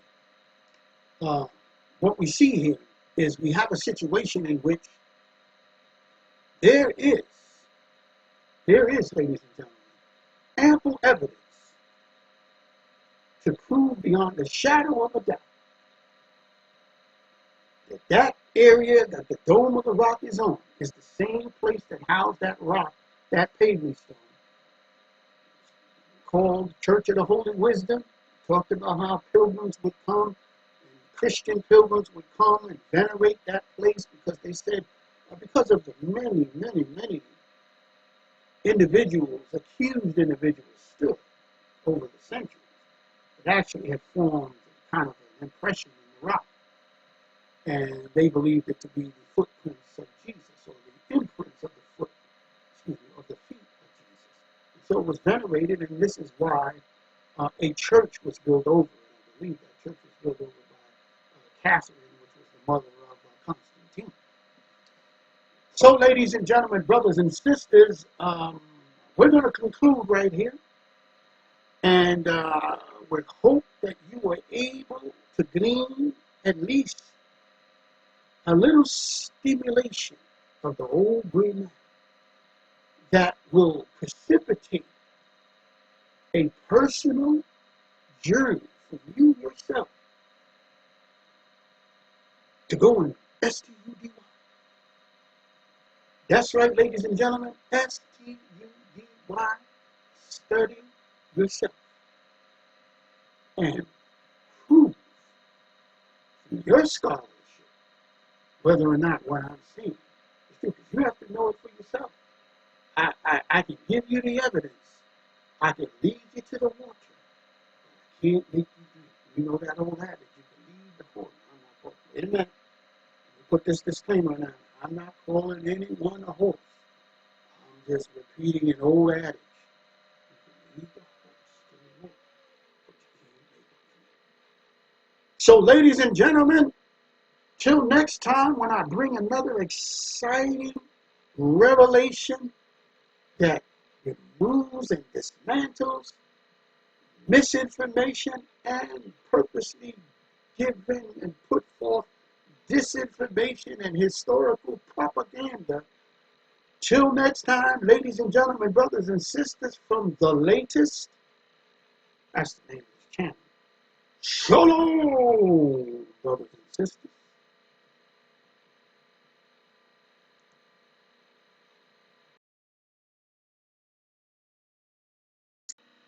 Hello, ladies and gentlemen, brothers and sisters. Yes, it's me. It's me. It's me. Talking from the canvas again. With fall foliage floating around and a strange gentleman in my video.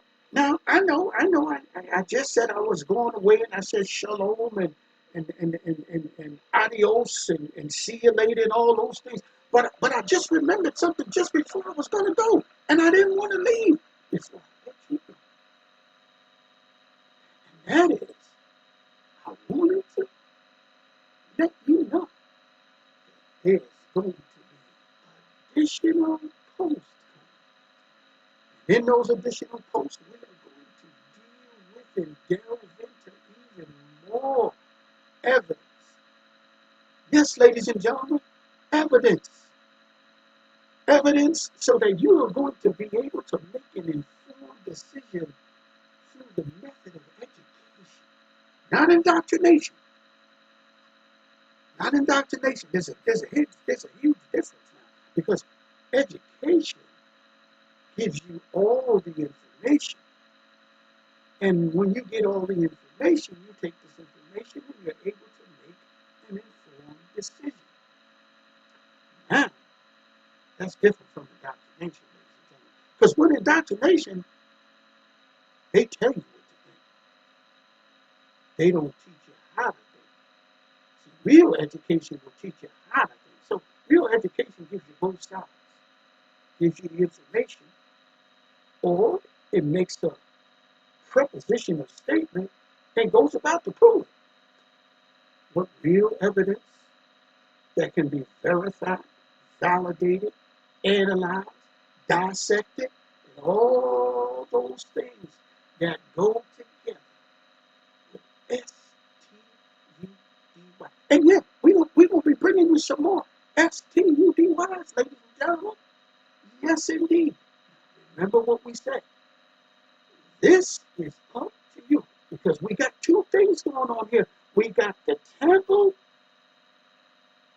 Mount and we have Fort Antonia. And we're going to see where the weight of the evidence goes. Is it on the side of the current archaeological school of thought that's the Temple Mount? Or is the weight of the evidence on the side of Fort Antonia? Ladies and gentlemen, you're the ones that's going to make the decision. You're the ones that's going to decide based on the weight of the evidence. Is it Temple Mount or Fort Antonia?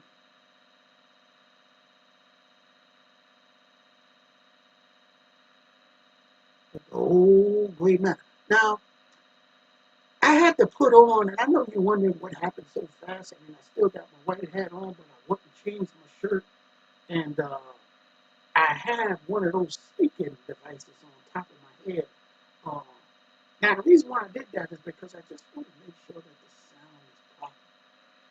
So anyway, that's a side note. But getting back to the real nitty gritty, I'm going to be. Remember, we talked about we're going to be bringing stuff from the past, and we're going to bring stuff from the present, and we're going to even bring some scholarly research and discoveries, archaeological discoveries, ladies and gentlemen, that basically was brought about and has come to the surface and is spanking brand new. Now, we're going to continue to bring you information. Spanking brand new. I'm talking about spanking baby, spanking brand new. I'm talking about, when the baby is born and then the doctor spanks the baby because the baby's brand new. And the baby needs to make a sound so that everybody knows that the baby's okay. And that's why I said I'm going to bring spanking brand new. Because the spanking brand new information, ladies and gentlemen, is going to cause you to speak. And you're going to come down on either side. Temple Mount, Fort Antonia. You're not going to be able to stay in the middle. You're not going to be able to stay in the grays. But you're going to have to make a decision. Because the evidence is going to spank you and cause you to make a decision. Just like a spanking brand new baby. Just like when my daughters was born. Oh, that baby swore to my heart. I was there when they both were born. You know that? They had 2 years. Educated, smart. One of them got a degree. I ain't even gonna go into that too much, but she's a smart, beautiful young lady. And the other one is working on her degree. She's a junior. But I digress. And you know what? I try to practice those same things with my children. Never try to indoctrinate them, just to educate. Give the information. On one hand and on the other hand. And then they bring those 2 hands together. They can make an So, ladies and gentlemen, some of the things that we're going to be covering is we're going to talk about, because remember what we said now. Remember what we said. There's no hate. There'll be no hate on this time. We're not trying to hate on the Palestinians, and we're not trying to hate on Yehudim, the Jews. But we got to talk about that now. We got to be honest. We have to be honest. We got to tell it like it is, gentlemen, ladies, brothers, sisters. We got to tell it like it is. Who are the Palestinians? Where did that word come from? Was the land called Palestine? Who named it Palestine? Who are Yehudim? Do they have a right to the land? Is there a historical aspect? Is there historicity to, or historicity to, or historicity? I think it's historicity. I have to check on that. I have to do some S-T-U-D-Y on that word. I haven't used it in a while, but I think it's history. So it would be historicity. You see, I came out with it with just a little quick S-T-U-D in my mind. But anyway, I digress. But the historicity of the Jews' existence in the land going all the way back, 2,000 years, 2,500 years, 3,000 years, 4,000 years. We got to go all the way back, ladies and gentlemen. We got to find out, and we got to show you whose land it really is. The Palestinians have a stake in the land. The Yehudim, the Jews, have a stake in the land, or do both of them have a stake in the land? Ladies and gentlemen, we're going to talk about a few things, and I'm going to talk about it, and I told you just like I told you before. No hate on this channel. No hating on the Palestinians, because we love the Palestinians. And no hate on the Jews, because we love the Jews. And we're going to talk about that too now. We're not going to give Yehudim a pass either. We're going to lay it out. We're going to lay it out. Now, some of you, you might have your feathers ruffled a little bit. It's going to be all good. It's not to offend anybody. It's just to lay that truth out. Now, if you're offended by the truth, that's going to be something you're going to have to deal with in your own mind. You understand what I'm saying?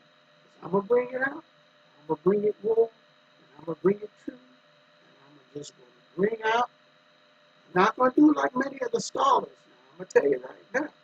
Many of the scholars basically have pretty much exemplified an air of intellectual laziness.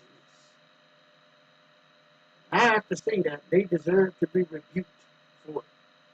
They haven't even done that. We have so much information that is accessible to us at our fingertips, ladies and gentlemen. That's why I said you can S-T-U-D-Y. Why not? Everything's at your fingertips. You can Google it. You can go into encyclopedias online. You can pull up. You can have 10 encyclopedias open in one little space of a screen, and you can just have them all side by side, and you can read all the information, and you can go back there too. All I'm going to do is just give you a little guidance. I'm going to give you some homework. What homework am I going to give you? I'm going to give you homework on where does the name Philistia come from? What's the origin? How did the land of Israel get the name Philistia or Palestine? Who gave it that name? We're going to cover all this, ladies and gentlemen. And we're also going to cover Yehudim. We're going to find out who are the people in the land called Israel today. And are they blood descendants of the Israelites or the Jews? He said, wait a minute, brother, that's the same thing.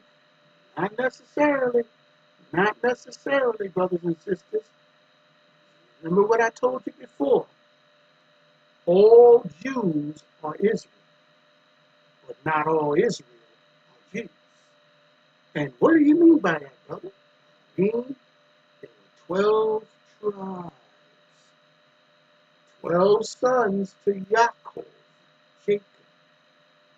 Every one of these sons, they all had names, and all of their descendants from each individual and specific and distinct tribe carried the name of that tribe into their posterity. Right? That makes sense. Just like you have your father's name, and any sons that you have is going to have your name and your father's name, because he got his father's name and he has his father's name, and his great, great, great, great, great, great, it just keeps on going. Keeps on giving. And so, ladies and gentlemen, are these Jews descendants of the tribe of Yehuda, or are they Israelites? Which basically, as we told you, the tribes were split up. Rehoboam, Jeroboam, Solomon, those split king. 10 northern tribes was called Israel.